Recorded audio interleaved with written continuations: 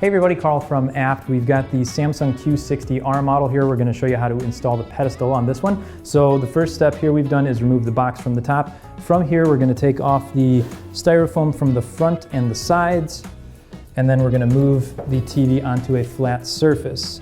So you will need somebody's help if you're dealing with the 65-inch. I've got my friend Tom here, and there's little indents on the back that you can fit your hand into, and from there we'll lift up and we'll keep the foam cover on it to kind of protect the screen, and then we're going to put it on the table over here.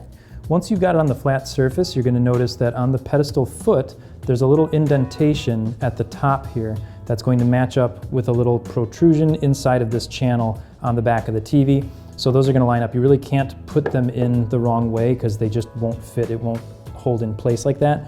Once it's on, the two screw holes will line up, and you're just going to simply put two screws into the back, and that'll hold it in place. And it's going to be the same process on the other side.